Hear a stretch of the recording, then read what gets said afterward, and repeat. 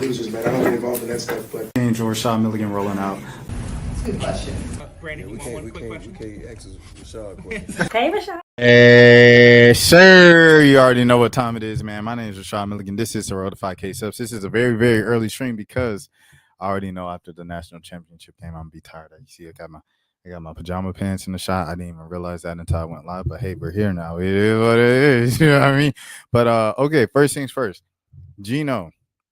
So UConn came right on home to Stores, Connecticut, and they went right to partying, man. The party never ends. The party never stops.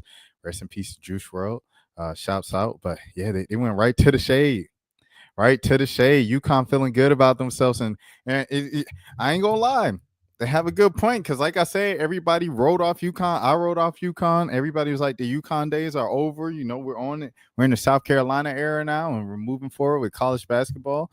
You don't know who's going to win. Like, South Carolina might be competing at the end, but you don't know. UConn wins another one. The Candace Parker curse was a thing that I made fun of and alluded to a lot on this channel, and, you know, they get another one. So I feel like after all that talk and doubt, you know, Geno's 71 now, so it's definitely people who are like, oh, he's old, he's washed, he's this, he's that. It's definitely you know what I'm saying, just say I think you have the right to pop it a little bit. So in today's parade or return to campus in Stores, Connecticut at UConn, Geno said the same things in a lot of his interviews. I think I saw Good Morning America this morning where he said, you know, I woke up feeling the same this morning. You know, whether I have 11 or 12, it's not that big of a difference. For someone like Paige, I know she woke up feeling, you know, a whole nother person, like a whole like great thing and things of that sort, right? So he's been kind of continuing along with this thing of like at this point of his career, probably after 10, it doesn't matter how many national championships he has to his name. It's all about his players and the ones who are getting championships through there. So like he said, he went and counted up all the players, all the alumni who were celebrating and stuff. And he was like, okay, this player's got one. Jim Rosati's got one. This person's got one. This person's got two. This person has three. This person has four. And he said, if we were to put everybody on a bus right now, everybody wouldn't even get on the bus. The players with one championship, they would be at the back of the bus. And he said, most other places, if you win one national championship, they build a statue for you outside of the building. Here, they won't even let you get in the front of the bus. So, you know, he was seeing some of the former players on the bus after yesterday's game and stuff like that, and that's how that happened. So I say all this to go to South Carolina. This was obviously shade to South Carolina and Asia Wilson. Asia Wilson's the one with the statue in front of the CLA up there in Columbia. And it's a beautiful statue. It's great, big and everything like that, larger than life. And it's just really cool touch to South Carolina because Asia and women's basketball really runs basketball up there in South Carolina. You know, Don has really just transformed that program and everything like that. And it all started with, because Don was there for a few years before Asia Wilson, but Asia Wilson's really the player, the centerpiece that represented the birth of South Carolina's national championship run and being a prestigious college basketball program, especially on the women's side of things.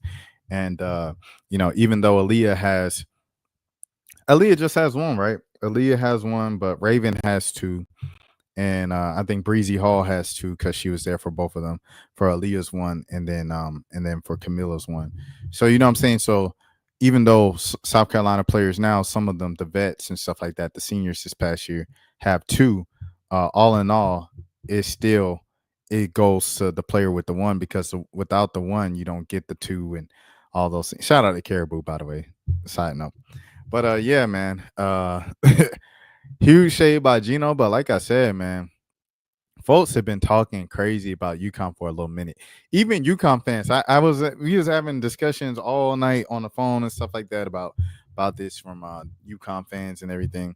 And even UConn fans doubted UConn before the season. I don't know if you guys remember, but like AZ and Paige went on the world tour last year.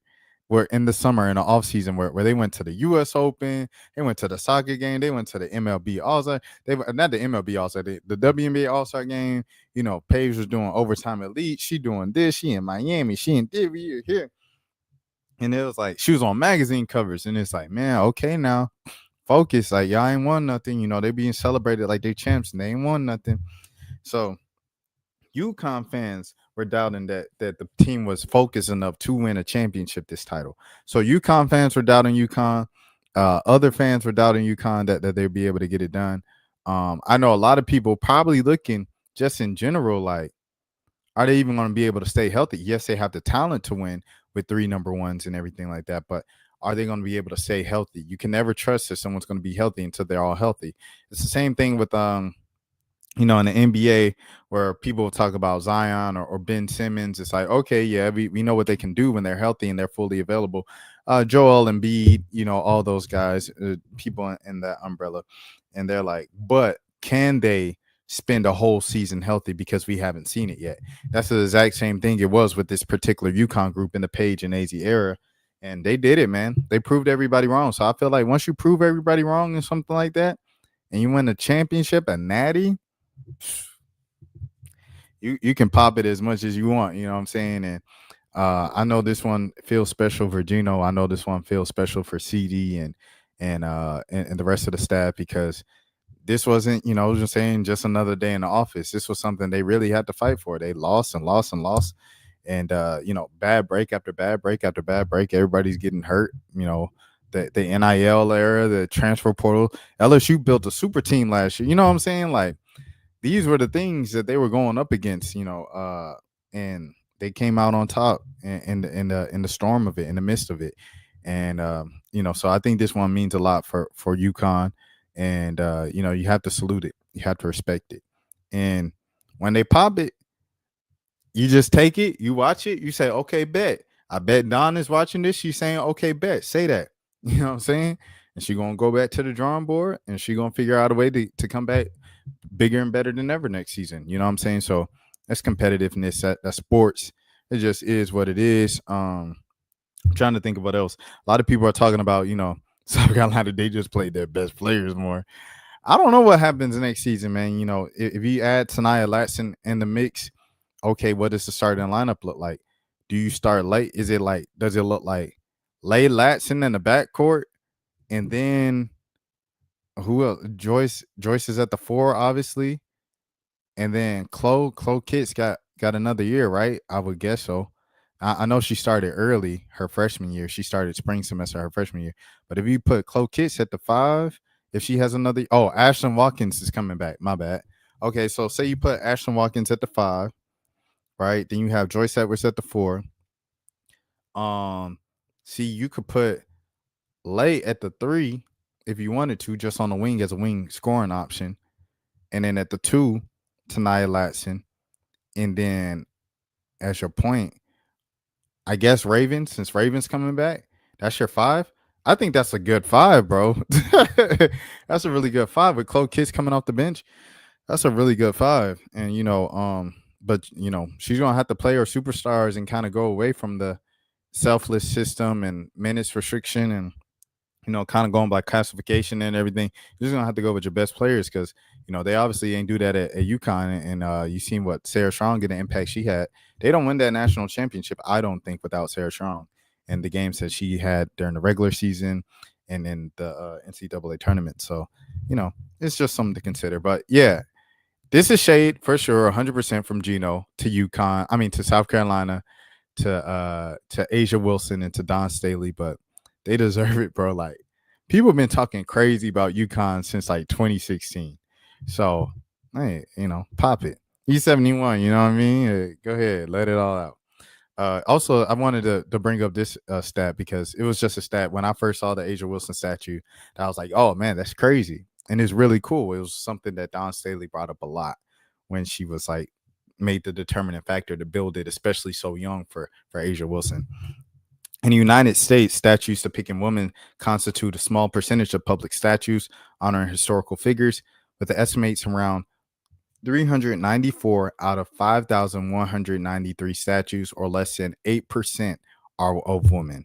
That is insane, bro. I know in Atlanta, we just unveiled a couple years ago the Zornono Clayton statue, and like somewhere around downtown Atlanta. It's kind of like off of Peachtree a little bit. kind of over there and stuff. And yeah, man, I don't know if Atlanta has another like female figure statue or anything like that, in Atlanta. And that's Atlanta, is the home of the civil rights era, the King MLK Museum and everything like that, the MLK Center, all these streets named after civil rights leaders. And I think it's only Zernona Clayton who has a statue as a woman in the city, and they just got that one like 2 years ago. So, South Carolina, given Asia, you don't want to discredit it. While what Geno said was funny, you don't want to discredit what Asia Wilson statue means to South Carolina, that fan base, women's basketball, women's sports in general, and the Gamecocks and everything like that. So, 100% shout out to Asia Wilson, shout out to South Carolina. But at the same time, you do what you want when you're popping, man. They won twice by 30 this year when everybody was healthy. It's the first time Paige and AZ were both healthy against South Carolina and they blew them out both times, man. It's just some facts are the facts. So that's it, man. All right, next scene. Tay-K, bro. So I saw a little bit of this earlier, and I've been kind of following this over the past maybe like 5 days. But this Tay-K thing is crazy. His ex-girlfriend is testified against him in court today on the stand.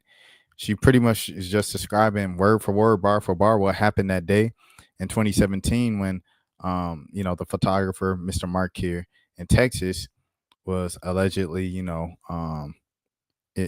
his life ended allegedly in a situation with that involved how do you say this, arm fire. I don't even know how to. I'm trying to go around the YouTube if you're wondering why I'm speaking so in code.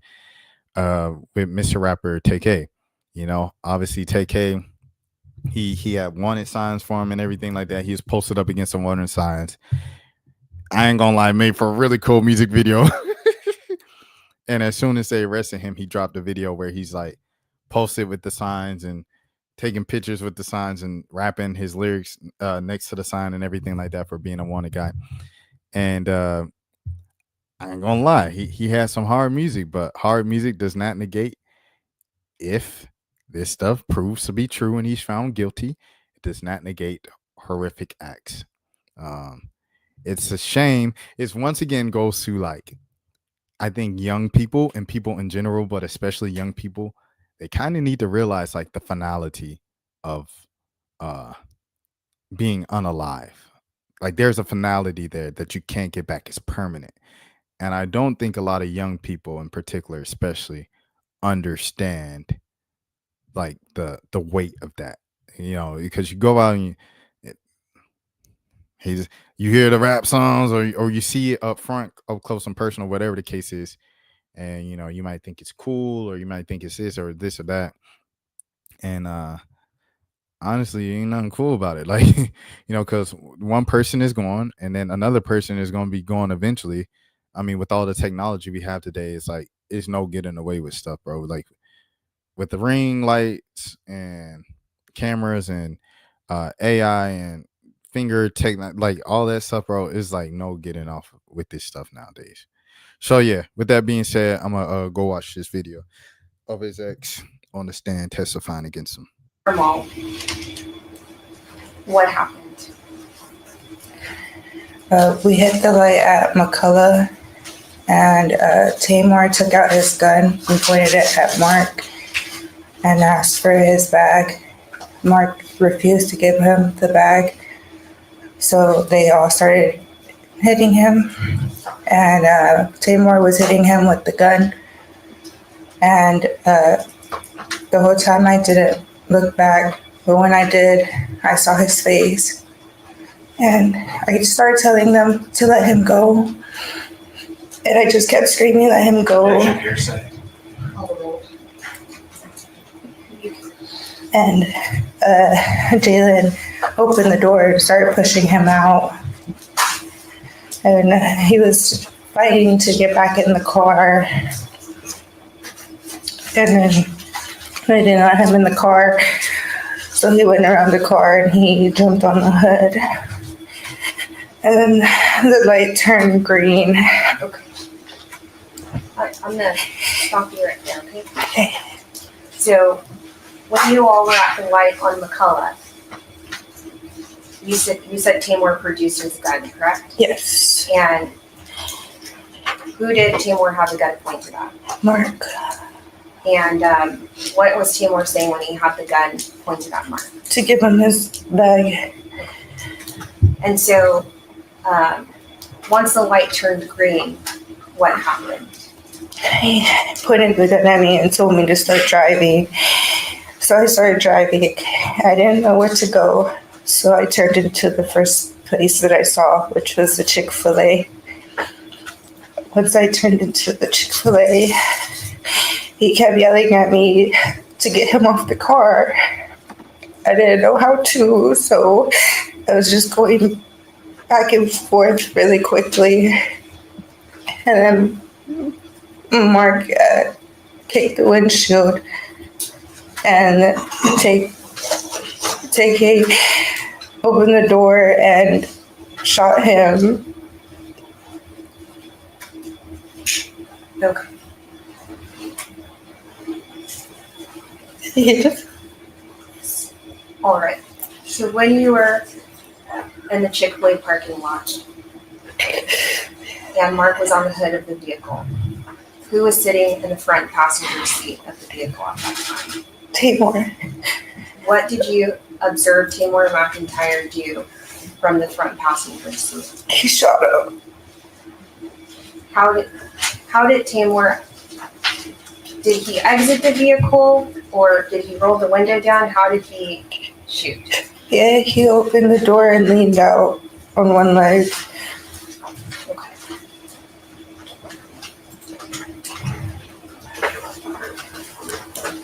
Now, do you see the person that shot Mark Anthony Saldivar in the courtroom today? Yes. Would you please point to him and identify him by the article of clothing he's wearing? No. He's wearing a white shirt. Thank you. Let the record reflect that this witness has identified the defendant, Tamor McIntyre. Now, Oh, man. I need to back up a little bit, and I apologize. When you all were at, where did Mark's backpack end up? And Jalen had it. Well, I'm gonna back up a little bit back to the stoplight on McCullough, okay? Did Tamor ever gain Mark's backpack at any point? Yes. Okay, and when was that? And when they were fighting him, Okay. And regarding,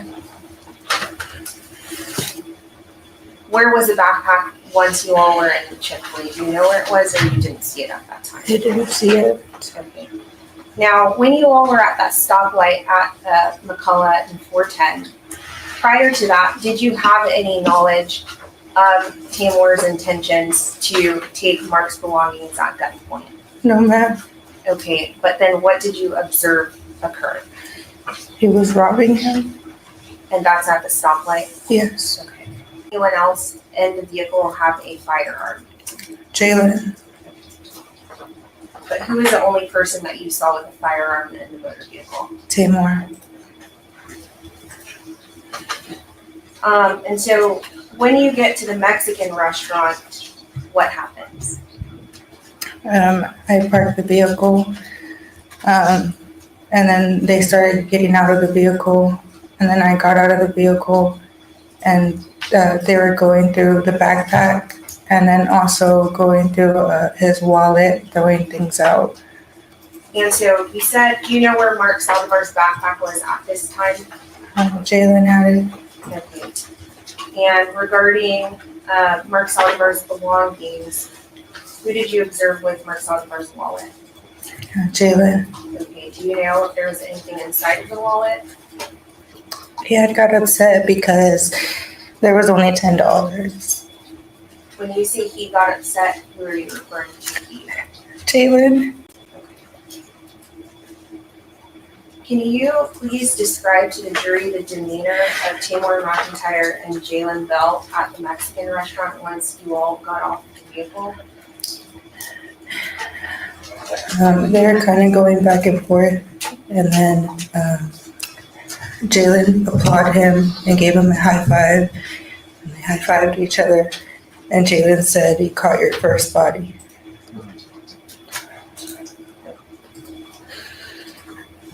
Can you describe to the jury how you were feeling when you all were at the Mexican restaurant? In shock.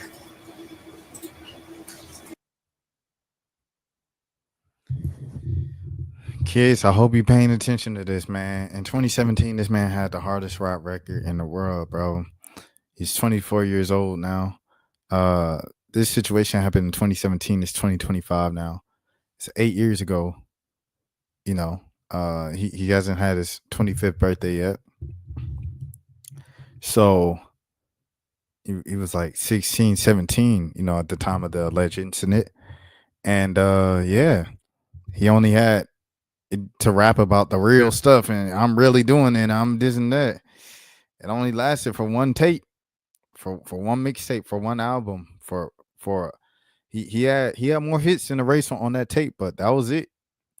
And this is his life, bro. This is his life. It's over with. The one who was supposed to hold him down, everything like that. Ooh. You see what she did? Point him out. She pointed him out. Not supposed to be his girl, but that ain't your girl no more. And, you know, the pressure and the guilt eats her up. She ain't going to hold you down. You ain't got nobody. You on an island, my boy. At the end of the day, Jalen not there to high five you no more. What you going to do? High five you from his cell? Where is Jalen at? By the way, I don't want to be speaking about Jalen. He might not no longer be with us. I don't know. Let me see. Hold on. Jalen Tay-K. What's his name? Jalen Bell. He pleaded guilty in 2018 to 2 aggravated counts of the robbery and a home invasion of Ethan Walker, and was fatally shot. Oh, in which Ethan Walker was. So this Joker, he already. This dude Jalen, he already gone, bro. So the one who was high fiving him, yeah, you did it, you this and that. He in jail, 19 years old. Oh my goodness, 19 years old in 2018. Man, look, bro. Dang, crazy. All trying to rob folks. Tay-K ain't even had to rob folks. He ain't even had to jug finesse. With his talent, he took off. He took off. Them songs, it not even just a race. The shining like a mega man, I'm a mega man. What did you? It did what you came from. Like he had that song is kind of violent. The other one I'm thinking about, the M she wrote, if y'all know, you know. But like he had the talent to like make money eventually. Like if he just kept rapping, bro, he was gonna make it, bro. He was gonna make it. But this is on the labels. Once again, this is on the labels who promote all the little violent stuff and everything like that. This is on. You got to give some things to the listeners too, to the audience. We the ones that were promoting it and dancing to it, and including myself. I'm not gonna lie. I love the race. I love a lot of Tay-K songs. You know what I'm saying? That were promoting bad things and things of that sort. Cognitive dissonance. What D1 talk about all the time? But this is on all of us, man. You know what I'm saying? And this is just going to continue to be a cycle within hip hop. I feel like if we are going to apply and document kind of the brighter sides of the luxury and the making it and music and this and that and celebrating the culture and getting into the things, if we are going to be the people going into the trap house and coming up with the little thumbnail where everybody look dangerous and you say spending 24 hours in the trap for 100,000 views and say, ooh, I'm in the trenches. I'm reporting from the trenches. You need to report on this too. You need to report on this too. This is what we also need to report on. We need to report on these moments. Hold on, where we at? We also need to report on these moments right here. Because if we're going to do that other stuff, we're going to have to report on these moments right here. When Tay-K is no longer a teenager, he's a grown man in his mid-20s, looking at the end of his life. spending the rest of his life behind bars because of this, bro. Because of what we were dancing to and promoting 8 years ago. You know what I'm saying? So it's tough, bro. It's a part of it. And you hate that it's that way. God bless the family of the young man Mark, allegedly, and stuff like that. Bless the families of Jalen and Tay-K as well.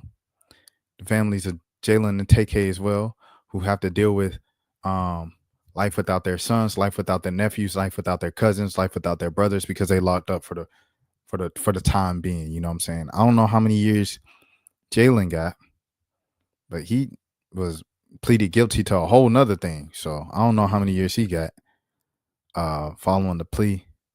Emotionalist. That's crazy. It's crazy. He get sentence. What's his sentence? Tay-K and bail on house arrest, days away from the certification hearings. See, so there's some whole other stuff going on, man. And here they still face. So this is a whole nother. Oh my goodness, bro. He's cooked, bro. He's cooked. Both of these young men are cooked. So like I say, y'all pray for the families of these two young men who have to go without life, without the rest of their brothers, cousins, nephews. You know what I'm saying? You know when you got a bad cousin or a bad family member and you like, okay, like in the back of your mind, you thinking, okay, they still got a chance to get right. They can still get right. You know, you could flip it as long as you got breath in your lungs. You can still turn things around and get back on the right track. These families don't have that opportunity no more, bro. Like they are, if they get right, if they change their life, everything like that, it's gonna be behind bars and not as a freeman. So that's terrible. That's terrible for those families. And then pray for this young woman. She did this on TV. The video done went viral. Everybody posting it. Everybody got the girl saying that he did it. Everybody got this video. They cut the camera when she did the pointing, but the camera got everything else. And the camera got her saying it. She's got to live the rest of her life with that kind of pressure. And, y'all know, y'all already know, you know what I'm saying? I don't even have to say it. But even the points leading up to this of just the guilt eating her up over the years. And, these kids are in their mid-20s now. These kids were babies, 15-year-olds when all this stuff was going on and happening and stuff like that. So pray for her as well. There are no winners in this situation. And this is the dark side of rap music and hip hop that everybody needs to be talking about, bro. If we gonna celebrate us singing about the situations that have led to situations like this, we need to talk about this side as well, so people know the ramifications of it, and you don't just think it's something cool, and you go and do it yourself because you seen so and so, older peers do it. On an unrelated note, Young Thug, he said today he wasn't able to make it to the he wasn't able to make it to Young Scooter's funeral. He said they hating on me street. I love you, bruh. Young Scooter, for those of you who don't know, was one of the few notable and rappers like that and stuff like that who made it out to Young Thug's YSL trial when the longest trial in Georgia history. He was one of the few rappers to make it out and sit there and show him support, show him some love and things of that sort. And yeah, man, his funeral was today in Atlanta, as you see here. The footage. Long live that boy Scooter, man. And if you guys don't know, one of the things about Young Thug's probation is he can go back to Atlanta for funerals of immediate family members or family members and or graduations, but he has to come in like 24 hours before and leave out by 48 hours following the event or something along those lines. And he has to come in and speak to children and do youth programs as well as a part of his probation for the next 15 years. So I guess he requested to come home for Scooter's services, and they didn't let him do that. So that was just sending his love out there. You see Scooter's son right here with a chain of him. And yeah, man, nice little chain and things of that sort. And yeah, another sad situation, just the sad realities of a lot of the, like D1 always says, delicious poison and, the lifestyles and everything like that. Like, they come with it. They come with it. You know what I'm saying? So, yeah. Rest in peace, young Scooter, as always, for sure. And you know, Dang is Thug, is trying to figure out life, his new life, the new way to live life, and everything like that as well. Okay, bet. Next thing up, we got is this gonna pull up? I just clicked it. Hold on now. All right, cool. Next thing up, we got Vladimir Guerrero Jr. Young Vlad Jr. Man, he signed $500 million, bro, before hitting free agency. Now, for those of you who don't know, Vlad Jr. not even hitting 300, bro. This man hitting 256. But what did he hit last year? I have to put this out. I don't know a thing about this is daddy. I don't know a thing about no baseball from anything probably like when the Braves won the World Series 2021. I know nothing about baseball since 2021. I'll put that out there. Just as before we get baseball people, oh, this guy don't know what he's talking about. I don't. Okay, cool. So as you see, he was an all-star the last 4 years. Let me see his hitting percentage, though. Okay. High slow percentage. Okay. All right. 48 home runs, 32, 26, 30. Where we at? There we go. Now I'm trying to look for his average. Okay, here we go. Where's the regular? They got all these advanced statistics. Where's the regular batting average is what I'm trying to see. That's all I'm trying to find out. Hold on, y'all. See, this why I gave my disclaimer beforehand. See, now you know. What is even his career batting average? Excuse me. His career batting average is so you don't even hit 300. 287, 160 home runs. That's pretty good. 160 career home runs. But 500 million, bro. Oh my gosh. Yeah. But I guess we are going to read here from RJ Anderson why he got 500 million before he even became a free agent. Shout out to RJ. Shout out to CBS Sports. Let's get into it. The Blue Jays have reportedly agreed to a long-term extension with first baseman Vladimir Guerrero Jr. that ought to keep him in Toronto for the rest of his career. Oh my gosh, the 14-year pack. Oh, it's for 14 years. That makes I get it now. 14 years, 500 mil. Okay, but how much is that? Hold on, let me see. Pocket watch alert. Where we at? Okay, 500 for 14 years. 14? Yeah, 14 years. So he getting 35? He getting 35.7 a year for 14 years? Bro, that's crazy. I'm not gonna lie. That's still crazy. Noting that those seemingly overzealous comparisons to Miguel Cabrera has aged surprisingly well. And here's what we wrote about Guerrero's expected deal. Guerrero will be fascinating case study. The public estimates about his next deal are at the odds with history on how the front office views his general profile. Right-handed first baseman, to wit, Pete Alonso's $27 million, the richest ever for a free agent first baseman. Guerrero will make more, $28.5 million in this final. Avoid, hold on. I know this word. I do sports. Archibition. Arbitrage. B-Lou. I need B-Lou. We gotta have B-Lou to come over here for the reading test. I failed the reading test. I ain't gonna lie. My bad, gang. I'll tighten up.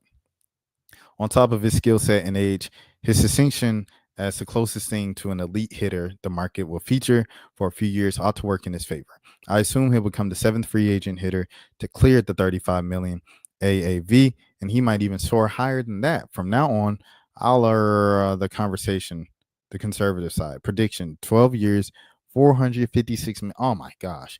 As it turns out, our average annual value guess was almost on the nose.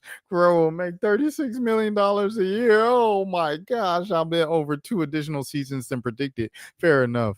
Be that as it may be, some reading might wonder why the Blue Jays would be so eager to commit $500 million, $500 million, or what amounts to the second largest contract in sports history and present value, to a right-handed first baseman. With that in mind, let's address 3 particular factors that work in our mind in Guerrero's favor. Offensive excellence. Guerrero, by virtue of being a landlocked first baseman, is limited in how much he contributes defensive, positional, and base running value. At the same time, let's face the facts. Guerrero is a tremendous offensive player. He has a fast bat, he controls the barrel, and he has a big time strength that gives him the power to all fields. I know his daddy looking like, boy, if you get 500 mil, I could have got me 2 billion. Oh my gosh. All right. Despite the sluggish start to the year, he has hit 145 OPS plus dating back to 2021. For some perspective on these matters, let's revisit those aforementioned comparisons to Cabrera. Check out the marks through their age 26 season. Do note Guerrero remains in the midst of this, so the numbers will change soon and often. All right. So 31 home runs in every 162 games versus Cabrera's 33. OPS 137 compared to Cabrera's 141. And then WAR 4.2 compared to Cabrera's 4.1. Cabrera is a former 12-time All-Star and future Hall of Famer with more than 3,000 hits and 500 home runs to his credit. Predictably, Guerrero matching such a player almost step for step means that Guerrero himself is an elite hitter.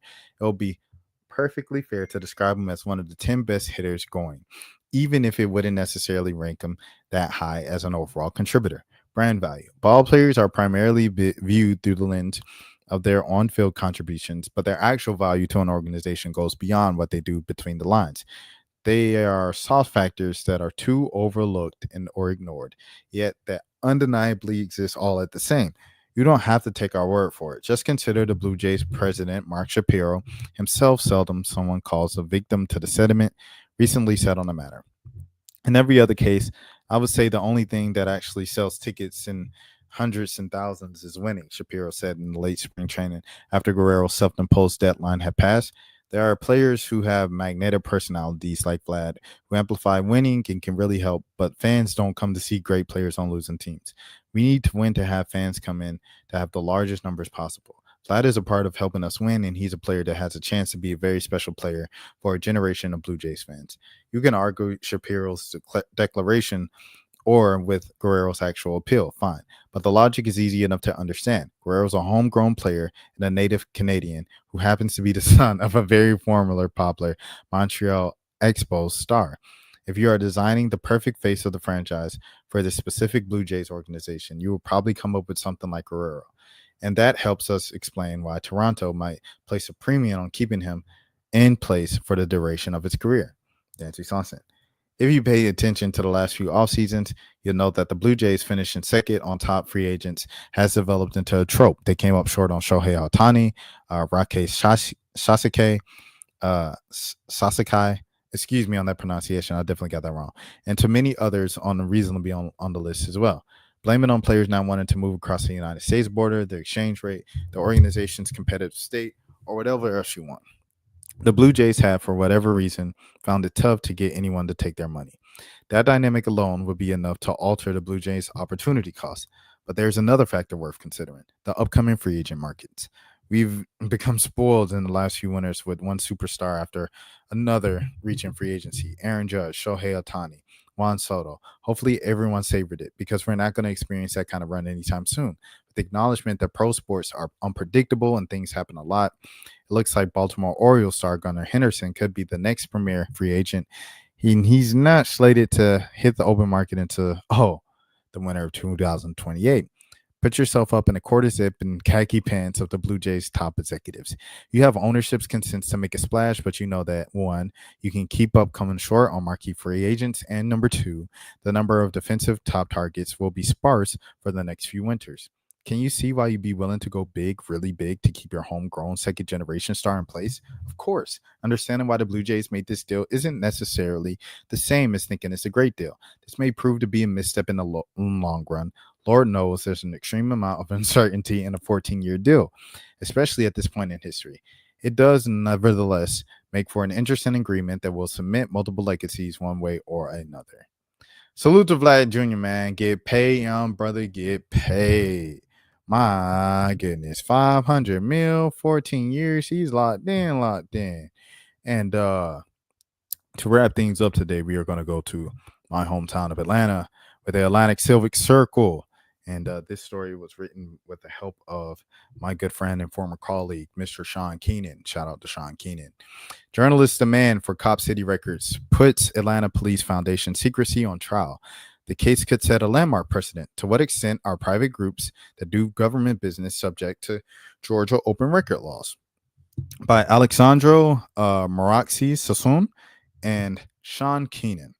A judge will soon rule in a major press freedom case that could clarify to what extent private groups doing government businesses are subject to the state's open records laws.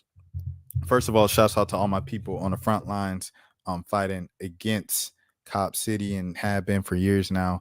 Have gone through one of the activists losing their lives. Activists, you know what I'm saying, quitting their jobs and dedicating their entire kind of livelihoods to the greater good of the local community, the people, the residents of DeKalb County, and the residents of the city of Atlanta and the metro area as well. Salute to all of them because they've been putting in the work for years. They've invited me out to cover some stuff and everything, and a lot of times I'm like, oh, I got this, I got that, got to do this for it, I got to do this for it. But you know, I have covered a couple of them before, and yeah, I just really, I don't know, I just really respect them. Just like their dedication to the cause and the people around the country as well who have also come to help Atlanta in this. For those of y'all who don't know, let me give y'all some background on Cop City. Cop City it's like this big kind of football field like facility, or even more than a football field facility, that's going to include a mock city for police to train of how to deal with protests downtown and stuff like that. You know, obviously after 2020 with the mass protesting around the city, especially with Rayshard Brooks, long live Rayshard Brooks, everything like that. You know, I guess the cops didn't know how to deal with that, so they're going to build this multi-million-dollar facility, kind of like $250 million facility, kind of combat against that. And instead of going to using that money to go to community services of how to deal with, you know, someone like a Rayshard Brooks who might have had one too many drinks and he's trying to sit in the car and cool off in the Wendy's parking lot before he walks home or something like that, or you know, whatever. You can go down the line of cases and things of that sort. It doesn't have to end the way that they have tragically ended. Instead of putting money to those initiatives, you decide to just give more money to the police society. So now you see, if you don't see why the people are mad and what Cop City is, if you're on the outside looking in. But yeah, anyways, back to the story. A Georgia judge will soon rule a major press freedom case that could clarify to what extent private groups doing government business are subject to the state's open record laws. In January 2024, the Atlanta Community Press Collective, ACPC, and Lucy Parsons Labs, a Chicago think tank advocating for government transparency, sued the nonprofit Atlanta Police Foundation in Fulton County Superior Court, alleging that the powerful police lobby had unlawfully withheld records about the controversial Atlanta Public Safety Training Center, also known as Cop City. The lawsuit revolves around 15 records requests that the ACPC and Lucy Parsons Labs filed, with the police foundation, seeking emails about the training center's construction on city-owned land, as well as board meeting agendas and meetings. The Atlanta Police Foundation refused to turn over most of the records, citing its status as private nonprofit. The plaintiffs are seeking a court order for Police Foundation to produce the requested records and hundreds of thousands of dollars in attorney fees. During a 2-day bench trial last week, ACPC argued that the Police Foundation's close ties to the Atlanta Police Department makes it work in a matter of public interest and subject to public inspection. The Police Foundation built APD's hotly contested new training center and also fundraises and helps recruit for the police department. The Atlanta Police Foundation countered that it should not be subject to open records requests because it also supports non-governmental community groups and businesses, making it just another private nonprofit. It also manages Promise Youth Centers programming, for instance. Fulton County Superior Court Judge Jane Barwick's ruling, expected later this month, could either establish a legal precedent empowering people to probe deeper into public-private partnerships like that between the City of Atlanta and the Atlanta Police Foundation, or further shield private entities working with local government agencies in Georgia from scrutiny, said Samantha Hamilton, the ACPC attorney who filed the case. A different kind of nonprofit.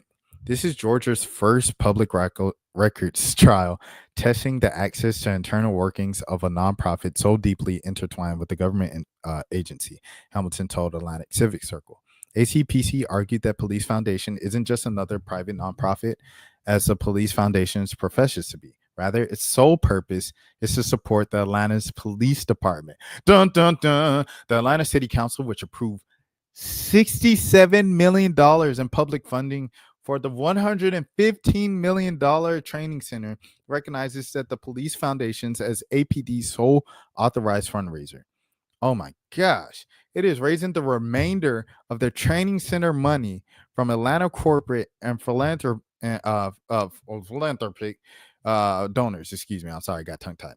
The Atlanta Police Foundation's donors include Chick-fil-A, no, the Coca-Cola Company, no, Delta Airlines, I fly Delta all the time, Georgia Power, Home Depot, Arthur Blank, the James M. Cox Foundation, the philanthropic arm of Cox Enterprises, AJC, which also owns the AJC. Oh my gosh.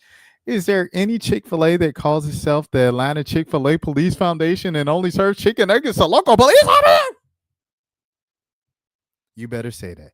ACP lawyer Joe Ramseth of Ramseth Legal asked the Atlanta City Council member Leilana Bekatari, whom ACPC called to testify. No, replied Bakatari, one of the only city council members to vote against funding the training center in June 2023. Can the public see the APF's records for a municipal project? They should be able to. It makes sense, right? We'll see. Georgia's Open Records Act defines public record as any document prepared by or in custody of a government agency or a private person or entity in the performance of a service or function for or on behalf of the government. So, example of this in the entertainment world, a lot of people were asking DDG, why didn't he just go to the courts? Why didn't he just go to the court and fight for custody and share custody or legal rights to seeing his son Halo alongside Holly Bailey? And he said, as a public figure, as a famous guy, as someone who gets every single piece of his personal life and everything that he puts on the internet critiqued, analyzed, and everything like that, he really didn't want to risk ruining or hurting the image of the Disney princess, the Little Mermaid, and the artist, the solo artist whose first solo single was named Angel, and she portrayed herself as an angel, to see anything that blemishes her name. And he didn't want their public business, their private business, and their relationship out for the public and shade room and for all these blogs to read. So, a private person or entity in the performance of a service or function for or on behalf of the government, all that stuff is open record. It's the reason why you can get Young Doug's phone calls on the shade room, and you can see Mariah the scientist say, "Daddy, am I your baby?" All of those phone calls and things that continue to get leaked and to continue to go out are literally just people putting in open records requests to receive that footage because it's all under government stuff. So that's exactly what this is for those of you, just to give you 4D. Because the Atlanta Police Foundation spearheaded a development that relies on at least $67 million in taxpayer funds and is built on city land, the general public should be able to audit that spending and related discussions, ACP's executive director, Matt Scott, testified. Since its announcement in 2021, the now completed police training center, oh my goodness, this sparked government transparency concerns in years of protests, mostly peaceful, although a few have turned destructive. ACPC's May 2023 revelations that the training center would cost taxpayers more than double the police foundation's initial 30 million projection, fueled by the grassroots of the Stop Cop City movement. That blockbuster came from ACPC's open records request to the city of Atlanta. So you wouldn't even know that you spending more than what you thought you would spend, or this thing is costing more than what you thought it cost, or more millions is being put into this than what you thought it was, if it wasn't for the open records request, if it wasn't for journalists like Sean Keenan to let you know these things. This is what they're trying not to let you know. I think we're going to have to get 500 more million. Our taxes going up. Tell them to blame Trump. The news organization also revealed details about the progress of the training center's construction in the face of stiff public oppression. That included a last-ditch effort to get a referendum on the ballot for voters to decide whether it should be built, which has been stalled by the city of Atlanta. At the bench trial, the police foundation argued that ACPC and others should be denied access to its records pertaining to the training center by contending that the news outlets reporting on the field that the news outlet reporting has fueled harassment campaigns by Stop Cap City activists against the project's construction contractors, such as Brasfield and Gorey and Ernest Concrete. So they're like, please stop. Don't let them know what we're doing. You're messing it up. These people over here, Stop Cap City, we not giving you no more money. Y'all bad people. We don't want them to know that we're bad people. Stop with the open records requests.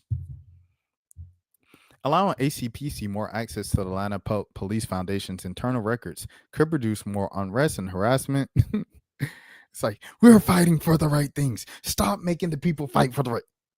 Internal records could produce more unrest and harassment, said the nonprofit's lawyer, Harold Melton of Charlton Pepper, a former Georgia Supreme Court Chief Justice. Atlanta Police Foundation CEO Dave Wilkinson echoed those concerns. This organization was complicit in anarchy and terrorism and all the nonsense that is going on. He testified for the nonprofit on April 4th, accusing the ACPC of trying to intimidate and terrorize his organization's poor donors, contractors, and staff.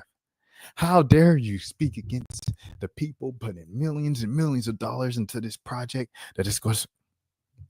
Wilkinson said the police foundation's project manager for the training center, Alan Williams, testified that Stop Cop City activists have confronted them both at home and at job sites. They pelted my truck with rocks. Oh, man. He wouldn't let me alone. Those kids, what they say, knowledge is power. Knowledge is dangerous. The most dangerous things are hidden in a book. They pelted my truck with rocks, Williams said, saying the highly trained and highly organized demonstrators threw rocks and fruit at him. They visited my mind for the next few years. But what's at issue is the police foundation's interpretation of Georgia law, not how activist groups may or may not respond to ACPC's reporting, Ramsay emphasized. In other words, she said ACPC's motivation or that other members of the public is irrelevant. Instead, what matters is the public interest value of the police foundation's records about the training center. We just want to know the numbers. The requesters are journalists and researchers, not terrorists or criminals. I ain't got nothing to do with them people throwing no rocks and fruit at you just because they read. Be mad at them for reading. Be mad at the educational system. Be mad at APS. Be mad at the Cobb County schools. Don't be mad at me because they know how to read. Ramsay said during the closing arguments, adding that the Georgia Open Records Act does not discriminate who the requester is. Shouts out to the young boys, man. Shouts out to Alessandro. And shouts out to my guy, Sean Keenan. Sean, I love you, brother, forever. You know, I always got you, just like you had me at the beginning of the year. If you know, you know. But yeah, for sure. But that's it, man. That's all I got for today. If you are new to the channel, once again, this is the road to 5K subs. My name is Rashad Milligan. Until next time, please take care of yourselves. I will see you all tomorrow. That's for losers, man. I don't get involved in that stuff, but George Rashad Milligan rolling out. That's a good question. Brandon, we can't ask Rashad a question. Hey, Rashad.